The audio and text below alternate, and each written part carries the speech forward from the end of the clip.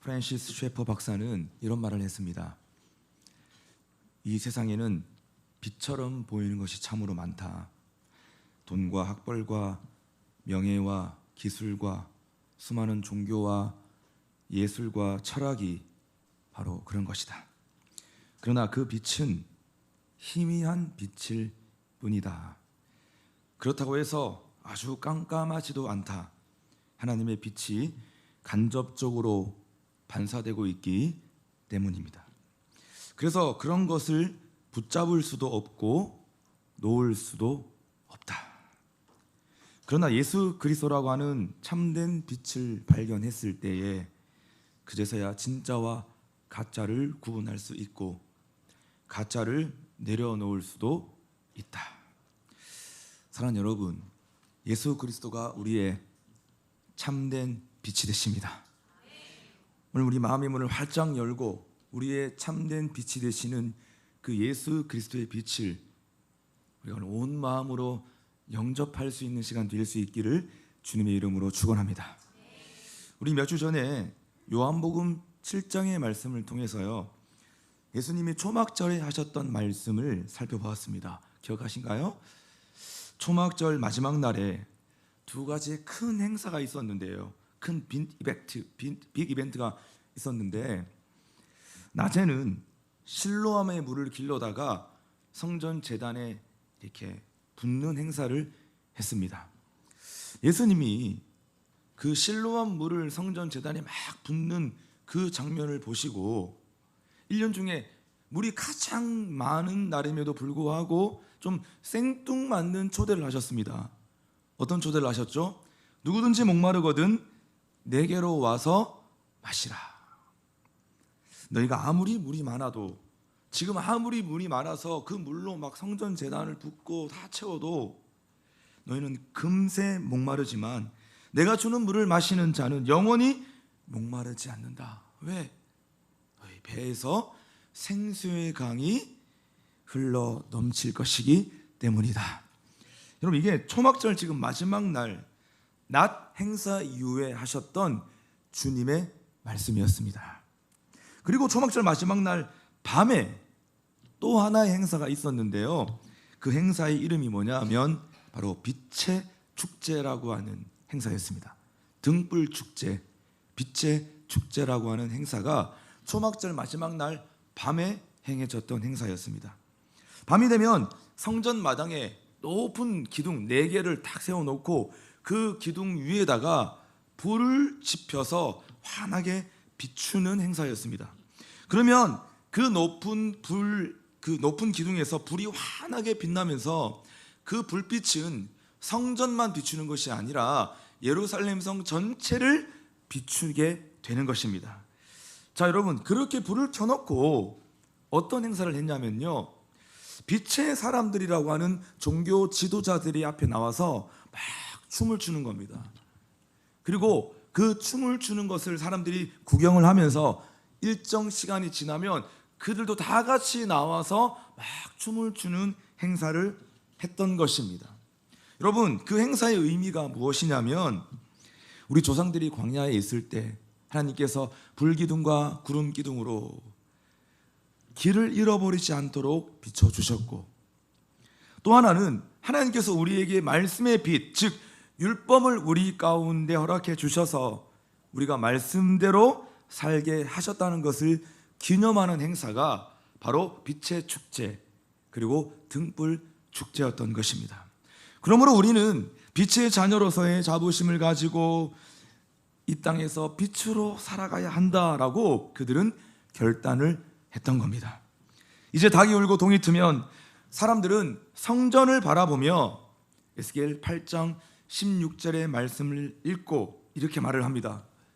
우리 조상들은 여호와의 전을 등지고 태양신에게 경배하였지만 이제 우리는 우리 얼굴을 빛 대신 주님께로 향하나이다. 우리는 과거의 조상들이 범한 영적 어리석음을 다시는 반복하지 않겠습니다. 이렇게 결단을 하면서 초막절 마지막 날 밤행사, 즉 빛의 축제를 하였고, 그리고 그 빛의 축제는 다 끝나고 백성들은 자기의 고향으로 돌아가는 것입니다. 자, 이렇게 행사를 마치고 돌아가는 사람들 앞에서 예수님이 하신 말씀이 바로 그 유명한 오늘 본문 12절의 말씀입니다. 같이 읽어볼까요? 시작. 예수께서 또 말씀하여 이르시되 나는 세상의 빛이니 나를 따르는 자는 어둠에 다니지 아니하고 생명의 빛을 얻으리라. 너희는 지금까지 기둥 위에 있는 불빛을 바라보며 밤새도록 축제를 했지만 그 불빛은 일시적인 빛이고 금방 꺼지고 마는 빛이다. 그러나 나는 세상의 참 빛이고 나를 따르는 자는 어둠에 다니지 않게 될 것이고 나를 따르는 자는 영원히 빛나는 생명을 얻게 될 것이다. 지금 주님이 그렇게 선포하고 있는 거예요. 자, 이 말을 듣고 바리새인들은 대답을 합니다. 그게 바로 오늘 본문 13절이에요. 바리새인들이 이르되 네가 너를 위하여 증언하니 너의 증언은 참되지 아니하로다. 여러분, 바리새인이 지금 굉장히 의미 있는 대답을 하고 있어요. 왜 그러냐면 지금 증언이라고 하는 용어를 사용했기 때문입니다. 바리새인이 지금 증언이라는 용어를 사용하면서 예수님의 그 말씀에 대답을 한 거예요. 여러분, 증언이 뭐죠? 증언은 증인이 자기가 목격한 것을 그대로 말하는 것이 증언이죠. 다시 말해서 증언의 기능이 뭐냐 하면 바로 빛입니다.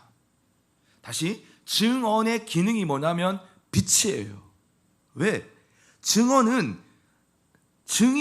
그 증언을 통해서 사건에 대해 빛을 비추는 것을 기능을 가지고 있는 거예요.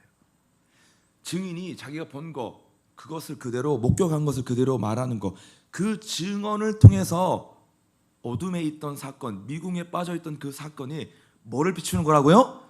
빛을 비추게 되는 것이에요. 예를 들어서 제가 20년 전에 탔던 택시가 사람을 쳐서 사망 사고가 난 적이 있습니다. 저는 그때 그 택시 앞자리에 타고 있었던 목격자였기 때문에 제가 이렇게 증언을 했습니다. 사건 당일은 태풍으로 인해서 비가 억수같이 쏟아지는 밤이었고 택시 기사는 고령의 할아버지여서 눈이 어두워 보였습니다. 택시가 60km 정도로 달리고 있었는데 그 택시 기사는 도로 한가운데에 서 있는 사람을 보지 못하고 그대로 사람을 치고 지나갔습니다. 그 사람은 자동차 앞유리를 받고 자동차 뒤로 튕겨 나가 떨어졌고 그때 기사 할아버지는 혼잣말로 이렇게 얘기했습니다. 에이, 죽었겠네. 그리고 경찰이 왔고 할아버지는 사람이 갑자기 뛰어들어서 중앙선으로부터 갑자기 뛰어들어서 사고가 난 것이라고 말을 하였지만 진실은 갑자기 뛰어들어서 사고가 난 것이 아니라 그 택시기사 할아버지가 서 있던 사람을 보지 못하고 사고가 난 것입니다. 제가 택시 앞자리에 앉아서 그 상황을 분명히 목격하였습니다. 여러분, 제가 이렇게 증언을 했습니다.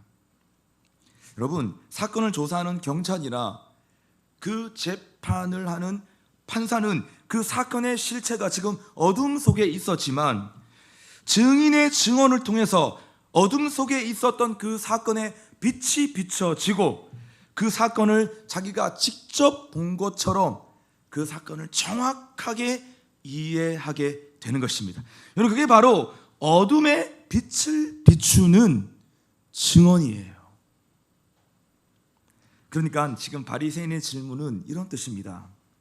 당신이 지금 세상의 빛이라고 증언을 한다면 세상이 보지 못하는 것을 보게 해 주어야 하고 내가 알지 못하는 것을 알게 해 주어야 한다. 그래야 당신은 세상의 빛이라고 하는 말을 할 수 있는 것이다 라고 지금 바리새인은 그 말을 하는 거예요.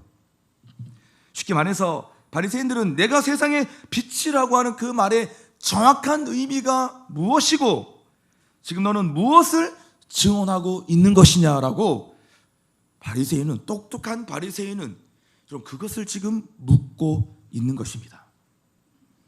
자, 그렇다면 예수님이 지금 무엇을 증언하고 있는 것일까요? 나는 세상의 빛이다 라고 하는 이 증언을 하셨는데, 그러면 그 속에 담겨져 있는 이 증언의 의미와 뜻이 무엇입니까? 도대체 무엇을 증언하고 있는 것입니까? 오늘 본문 14절에서 그것을 말해주고 있습니다. 예수께서 대답하여 이르시되 내가 나를 위하여 증언하여도 내 증언이 참되니 나는 내가 어디서 오며 어디로 가는 것을 알거니와 너희는 어디서 오며 어디로 가는 것을 알지 못하느니라. 여러분, 지금 예수님이 어디라고 하는 말을 지금 4번이나 반복적으로 사용하고 있습니다. 지금 예수님께서 말하는 어디, 이 여기가 어디입니까? 어디입니까? 나는 어디서 오며 어디로 가는 것을 알고 있고 너희는 내가 지금 어디서 왔고 어디서 가는 것을 알지 못한다. 지금 여기가 어디입니까? 예수님이 어디서부터 왔고 어디로 가는 거죠? 천국 가는 거잖아요. 21절과 22절에서도 지금 보충 설명을 하고 있어요.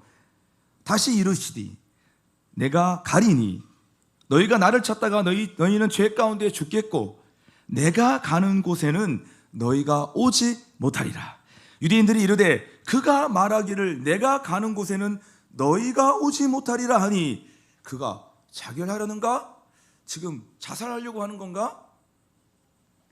예수님은 아버지와 함께 천국에 계시다가 이 땅에 오셨고 일을 다 마치고 난 다음에는 다시 내가 천국으로 돌아갈 것이다 라고 지금 말을 하고 있는 거예요. 그러니까 지금 예수님은 지금 무엇에 대해서 증언하고 있는 것입니까?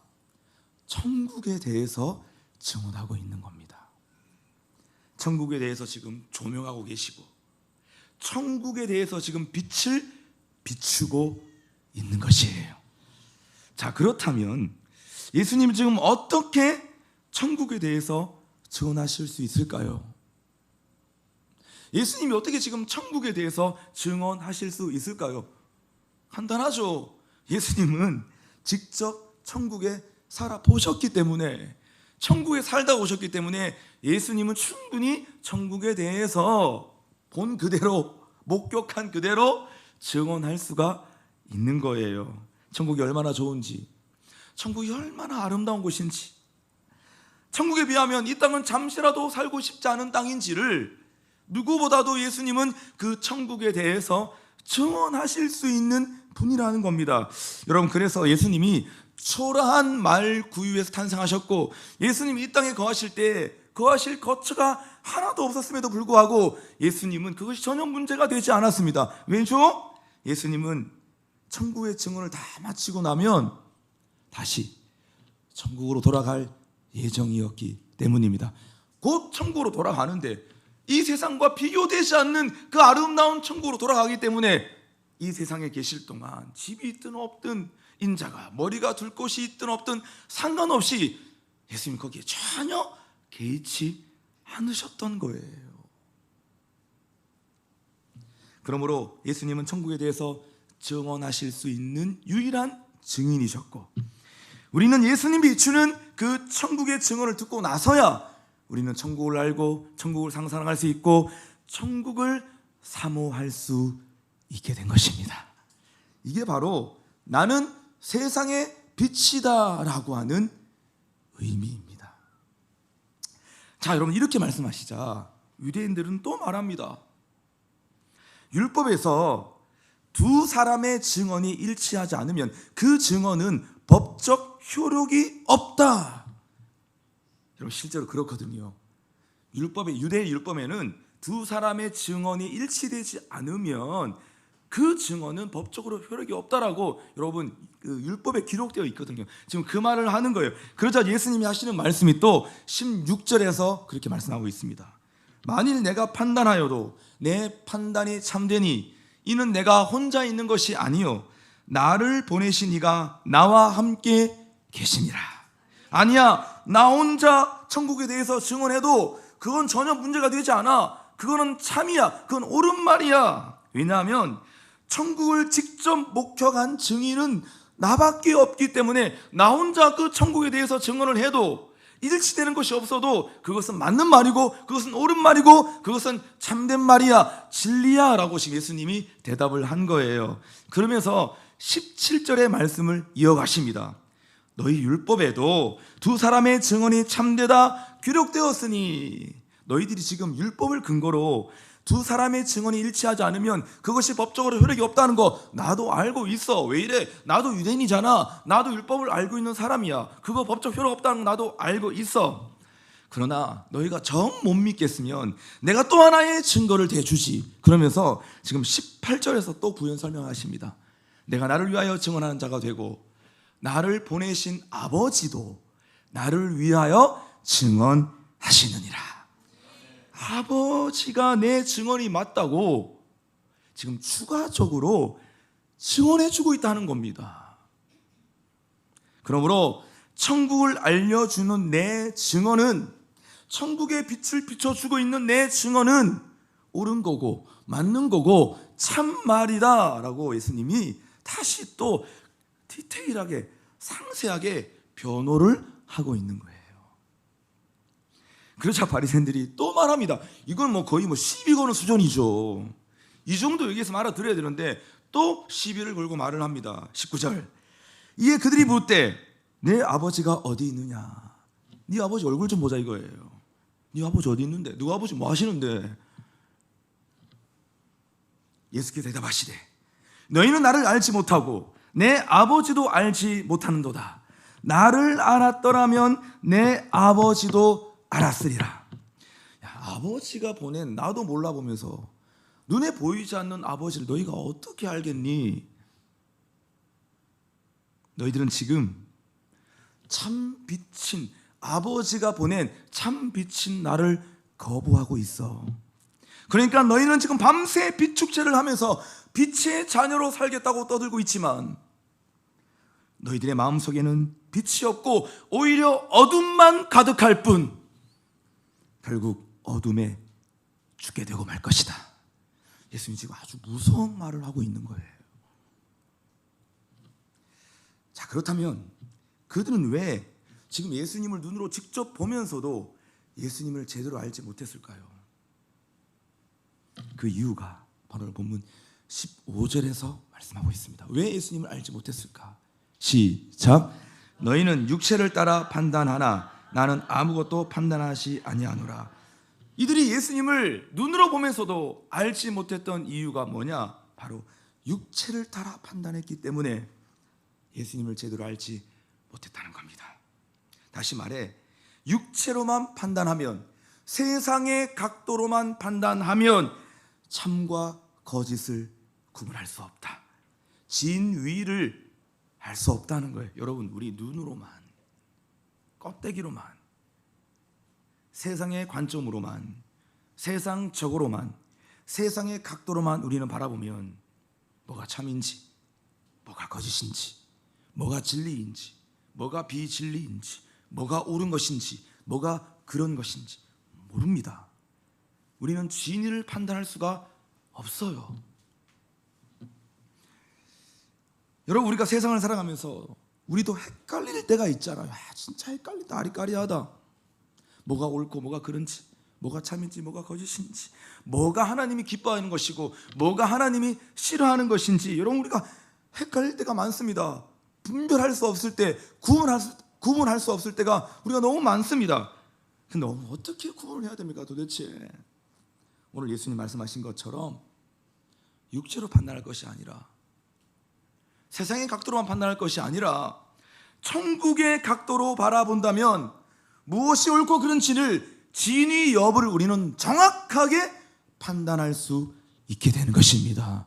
그러니까 여러분, 우리가 진짜 중요한 건 천국의 백성으로 산다면 항상 우리가 천국의 관점으로, 천국에서 내려다 보았을 때 뭐가 맞는지 뭐가 틀린지를 보면 정확하게 우리가 그것을 알게 되는 거예요. 여러분, 그러니까 예컨대 우리가 좋아하는 성공을 놓고 우리가 한번 생각해 봅시다. 여러분, 누가 성공한 사람입니까? 누가 성공한 사람이에요? 높은 자리에 올라간 사람이 성공한 사람입니까? 억대 연봉을 받는 사람이 성공한 거예요? 여러분, 하는 사람의 성공이 진짜인지 가짜인지를 우리가 어떻게 알 수 있냐면 천국에서 바라보았을 때 그 사람이 성공한 사람이면 그 사람 진짜 성공한 거고, 천국에 바라보았을 때 그 사람이 실패한 사람이냐면요, 그 사람은 실패자일 뿐인 거예요. 여러분, 우리가 우리 안에 부자가 있다고 하면 가정해 봅시다. 그 사람이 진짜 부자인지 아닌지 우리가 어떻게 알 수 있습니까?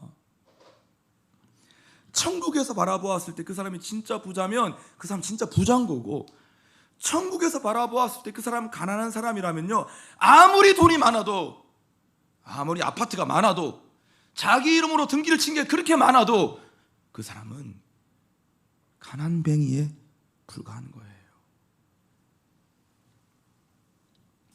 계시록 2장에서 그래서 예수님이 서머나 교회를 향해서 이렇게 말씀하셨잖아요. 내가 너의 환난과 궁핍을 안다. 그러나 실상은 네가 부유한 자다. 내가 네가 얼마나 지금 가난한 거 알고 있다. 그러나 실상은, 진짜는 천국에서의 관점에서는 넌 진짜 부유한 자다, 부자다라고 여러분 말씀하셨던 것입니다. 사랑하는 여러분, 우리의 판단 기준은 세상의 기준이 아니라 천국이 되어야 하고, 우리의 판단의 기준은 하나님 나라가 되어야 될 줄로 믿습니다. 이 천국의 시각이 없기 때문에 우리는 날마다 육체로만 살아가고, 육체로만 살아가니까 결국은 절망에 치닫게 되는 것입니다. 돈이 많아도 절망하고, 높은 자리에 올라가도 절망하고, 모든 걸 다 가져도 절망하는 이유가 뭡니까? 그토록 원하던 집을 가져도 왜 절망합니까? 다 이루어도 왜 절망합니까? 우리는 끊임없이 세상의 각도로만, 세상의 기준으로만 세상을 판단하고 그 가치를 따라 삶을 살아가기 때문에 천국의 각도와 천국의 시선과 천국의 관점이 우리 가운데 없기 때문에, 그 하나님의 나라의 관점이 없기 때문에 절망할 수밖에 없는 거죠. 좌절할 수밖에 없는 거예요. 낙심하고 시험에 들 수밖에 없는 것입니다. 여러분, 이제는 우리가 그것을 볼 줄 아는 눈이 우리에게 필요한 거예요. 그렇다면 우리는 어떻게 해야 육체로 판단하지 않고 천국의 눈으로 판단할 수 있을까요? 그게 바로 오늘 본문 세상의 빛으로 오신 그 예수님, 빛 대신 예수님을 우리가 받아들여야만, 이분을 영접해야만, 그분과 관계하고 그분과 교제하며 그분과 동행해야만 우리는 천국의 시각으로 세상을 판단하고 세상을 살아갈 수 있다는 것입니다. 천국을 비추시고 천국을 조명해 주시는 빛이신 예수님을 받아들여야 되는 거예요. 그래야 어둠이 떠나가고 절망이 떠나가고 우리에게 진정한 천국의 소망, 우리 가운데 생겨나게 되는 것입니다. 할렐루야. 말씀을 한번 마무리해 보겠습니다. 여러분, 이 세상의 조명은 갈수록 환해지고 캄캄한 밤에도 지금 세상을 환하게 비추고 있지만 진정한 빛은 예수 그리스도뿐입니다. 그래서 천국을 밝히는 예수님의 증언, 천국을 비추시는 예수 그리스도의 증언을 우리가 받아들이고 믿을 때만이 영원한 생명을 얻고 영원한 천국에 들어갈 수가 있습니다. 그리고 천국의 관점에서 이 세상을 바라보았을 때 무엇이 참이고 무엇이 거짓인가를 분별하며 우리는 행복한 삶을 살아갈 수가 있게 되는 것입니다.